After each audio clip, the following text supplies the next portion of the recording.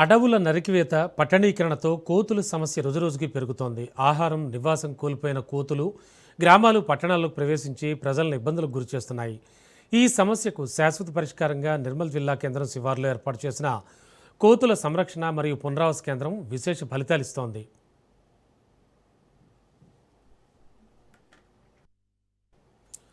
సుమారు 2 కోట్ల రూపాయల వ్యయంతో ఏర్పాటు చేసిన ఈ కేంద్రం బాసర రేంజ్ అటవీశాఖ ఆధ్వర్యంలో నిర్వహిస్తున్నారు. రాష్ట్రంలోని వివిధ ప్రాంతాల నుంచి పట్టుకొచ్చిన కోతులకు ఇక్కడ ఆధునిక లాప్రోస్కోపిక్ పద్ధతిలో శస్త్రచికిత్సలు నిర్వహించి సంతానోత్పత్తిని నియంత్రిస్తున్నారు. అనంతరం 2 రోజుల పాటు ప్రత్యేక సంరక్షణ అందించి తిరిగి అడవుల్లోకి వదిలేస్తున్నారు.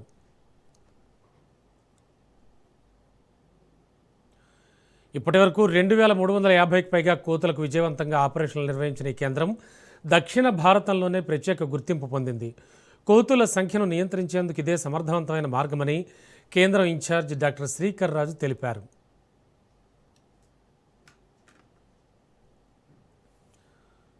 అడవుల నరికివేత పట్టణీకరణతో కోతుల సమస్య రోజురోజుకి పెరుగుతోంది.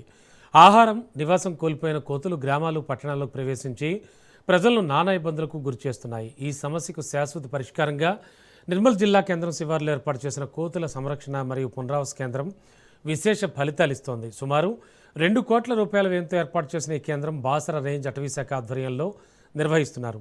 రాష్ట్రంలోని వివిధ ప్రాంతాల నుంచి పట్టుకొచ్చిన కోతులకు ఇక్కడ ఆధునిక లాప్రోస్కోపీ పద్ధతిలో శస్త్రచికిత్సలు నిర్వహించి సంతానోత్పత్తిని నియంత్రిస్తున్నారు. అనంతరం 2 రోజుల పాటు ప్రత్యేక సంరక్షణ అందించి తిరిగి అడవుల్లోకి వదిలేస్తున్నారు. ఇప్పటివరకు 2350కి పైగా కోతులకు విజయవంతంగా ఆపరేషన్లు నిర్వహించిన ఈ కేంద్రం దక్షిణ భారతదేశంలోనే ప్రత్యేక గుర్తింపు పొందింది. కోతుల సంఖ్యను నియంత్రించేందుకు ఇదే సమర్థవంతమైన మార్గమని కేంద్రం ఇన్ఛార్జ్ డాక్టర్ శ్రీకర్ రాజు తెలిపారు. ఇదే అంశంపై మరింత అదనపు సమాచారం మా కరెస్పాండెంట్ శ్రీనివాస్ అందిస్తారు.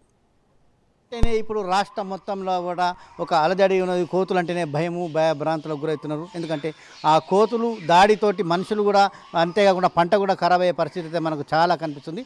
అయితే ఇప్పుడు మనం నిర్మల్ జిల్లా కేంద్రంలో ఉన్నాం. ఈ నిర్మల్ జిల్లాలో నిర్మల్ జిల్లా ప్రజలకు కోతులకు అవినాభావ సంబంధం ఇప్పటి కాదు, దాదాపు దశాబ్దాల నుంచి ఇక్కడ ఉన్నది. అంటే గతంలో ఒక 50 సంవత్సరాల క్రితం ఒక మనిషికి 4 కోతుల సంఖ్య ఉండేది. కానీ ఇప్పుడు రాను తగ్గిపోయింది. అయినా ఇప్పుడున్న పరిస్థితిలో కోతులు ఇప్పుడు మనుషుల మీద దాడి చేయడంతో ఇక్కడున్న అందరు భయభ్రాంతులకు గురయ్యేతోటి ఇక్కడ దక్షిణ భారతదేశంలోనే మొట్టమొదటిసారిగా తెలంగాణ రాష్ట్రం నిర్మల్ జిల్లా లోపల కోతుల సంరక్షణ మరియు రిస్క్ అండ్ రిహాబిలిటేషన్ సెంటర్ నిర్మల్లో స్టార్టించారు.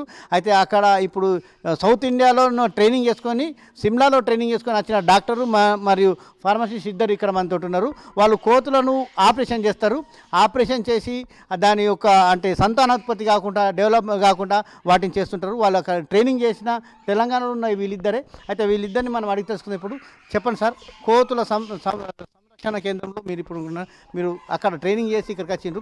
మీరు కోతులను ఏ విధంగా ఆపరేషన్ చేస్తారు సార్? ఏంటంటే ఇప్పుడు ఇది మన పాపులేషన్ తగ్గించాలన్న ఉద్దేశంతో ఈ సెంటర్ అనేది ఓపెన్ చేయడం జరిగింది 2020 సంవత్సరాల్లో తెలంగాణ ప్రభుత్వం ఆధ్వర్యంలో. ఇదేంటంటే ఇప్పుడు మనకు కోతుల్ని వాటిని అంటే వారి ప్రాబ్లం సాల్వ్ చేయాలని అంటే మనకు ఉన్న ఏకైక సొల్యూషన్ ఇదే. ఎందుకంటే ఆల్ ఆఫ్ ఎ సడన్ మనము వాటిని అంటే ఏం చేయలేం కాబట్టి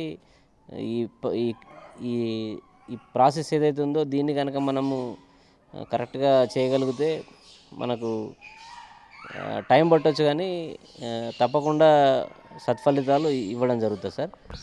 ఇప్పుడు ఇది ఏంటంటే కోతులకు మనము ఆపరేషన్ చేసిన తర్వాత మళ్ళీ వాటిని పట్టుకొని మళ్ళీ ఆపరేట్ చేయడం కుదరదు కాబట్టి పోస్ట్ ఆపరేటివ్ కేర్ ఉండదు కాబట్టి దీనిలో ఏంటంటే ఫీమేల్కి వచ్చేసరికి MIT మినిమల్ ఇన్వాజివ్ టెక్నిక్ అని చెప్పేసి దాని లోపల లాప్రోస్కోపీ మిషన్ ద్వారా మనము ఒక 5 mm ఇన్సిజన్స్ 2 తీసుకొని వాటికి లాప్రోస్కోపీ మిషన్ ద్వారా ఈ ట్యూబెక్టమీ ఆపరేషన్ అనేది చేయడం జరుగుతుంది. సో తర్వాత ఆపరేషన్ అయిన తర్వాత అక్కడ స్టిచెస్ కానీ అట్లాంటివి వేయమన్నట్టు. ఎందుకంటే సపోజ్ ఆ సూచర్స్ అట్లాంటివి ఏమైనా వేస్తే కనుక అవి మళ్ళీ అది తీసుకోవడం కానీ గోక్కోవడం దానివల్ల మళ్ళీ కాంప్లికేషన్స్ వస్తాయి. కాబట్టి నార్మల్గా ఈ లాప్రోస్కోపీ ద్వారా తక్కువ వాటికి వితిన్ 3 days లోపల అవి రికవర్ అయ్యేటట్టు ఉండాలన్న ఉద్దేశంతో ఈ టెక్నిక్ అనేది వాడడం జరుగుతుంది. మేల్కి వచ్చేసరికి వ్యాజ్ డిఫరెన్స్ అనేది చాలా, అంటే 3 mm ఇన్సిజన్ తీసుకొని చాలా దానికి కూడా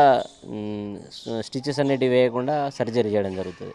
మీరు సార్ ఆపరేషన్ చేసిన తర్వాత మీరు మళ్ళీ దాన్ని ఎట్లా ట్యాగ్ చేస్తారు?